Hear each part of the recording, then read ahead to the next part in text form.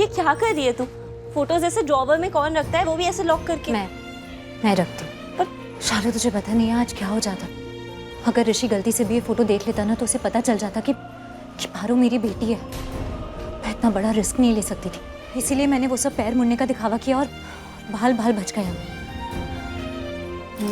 रतीब, जो कुछ भी है जीजू परवाह तो करते हैं तेरी। शालू तू ये क्या बोल रही है? और मैंने अभी अभी तुझे इस बारे में बात करने से मना किया था ना, और तू अभी भी वही बोल रही है। शालू तू ना वही गलती करी है जो तूने इतने सालों पहले की थी, ऋषि पे भरोसा। तुझे याद है जिस दिन हम मुंबई आए थे, वो ऑटो वालों से बचने के लिए हम ऋषि के कैबिन में छुप गए थे, और ऋषि ने क्या कहा था? उसने कहा था कि अगर हम 3 गिनने तक बाहर आ जाते हैं तो वो हमें जाने देगा और पुलिस को नहीं बुलाएगा। हमने उस पर विश्वास किया था और हुआ क्या था? हम बाहर आए थे और पुलिस हमारे सामने खड़ी थी। तब भी तूने यही कहा था कि वो अच्छा इंसान है और हमें उस पर भरोसा करना चाहिए, हमें उस पर एक और बार भरोसा करना चाहिए, उसे एक चांस देना चाहिए। और मैंने दिया, मैंने उस पर भरोसा किया और उसने क्या किया? उसने दोबारा मेरा भरोसा तोड़ा। शादी के पहले भी, शादी में भी और शादी के बाद भी। और उस दिन हॉस्पिटल में तो उसने नहीं। शालू,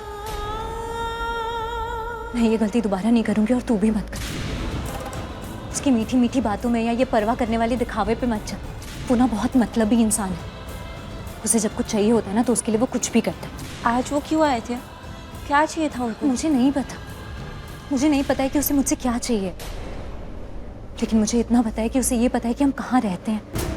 और ये बिल्कुल अच्छी बात नहीं है शालू।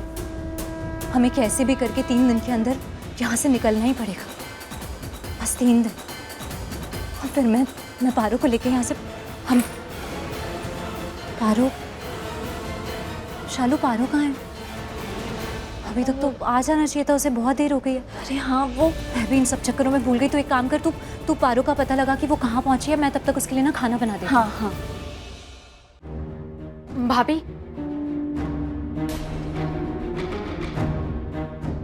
भाभी आपने मुझसे कहा था कि मैं प्यार के मामले में आपको सलाह ना दूं, और मैं समझती हूँ इस बात को, और आप बिल्कुल सही कह रही थी, क्योंकि हम सबकी कहानियाँ, किस्मत सब कुछ अलग अलग होती है।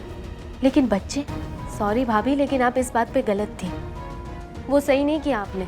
लेकिन क्या किया मैंने तो कुछ किया ही नहीं। आप मुझे बेवकूफ़ समझती हैं, लेकिन मैं हूँ नहीं। मैंने खुद देखा था आपको, मैं वहीं खड़ी थी और नीलम मामी भी। मैंने देखा कि कैसे आपने जानबूझ के पानी गिराया और इल्जाम पारो पे लगा दिया। ऐसा क्यों किया भाभी आपने? ये बहुत गलत किया, एक छोटी बच्ची के साथ। आपका मकसद क्या था भाभी? आप तो पारो से प्यार करती हैं। 1 मिनट अनुष्का, बस अब एक और शब्द नहीं बोलोगी तुम, और मेरे किसी भी मामले में अब कुछ नहीं कहोगी, समझी? मैं आती हूँ तुम्हारे किसी मैटर में बीच में? मैं आती हूँ क्या? और अगर कभी बोलती भी हूँ ना तो सिर्फ उन्हीं चीजों के बारे में जो तुम नोटिस नहीं करती। जैसे कल कहा था कि आयुष गुस्सा है, दुखी है, कहा था ना, याद है? लेकिन उसके बाद कुछ कहा मैंने तुमसे कि क्यों नाराज था, क्या हुआ, बात हुई या नहीं हुई? नहीं कहा ना, नहीं कहा ना अनुष्का? क्या मैंने कहा कि उसे शालू की याद आ गई होगी? शायद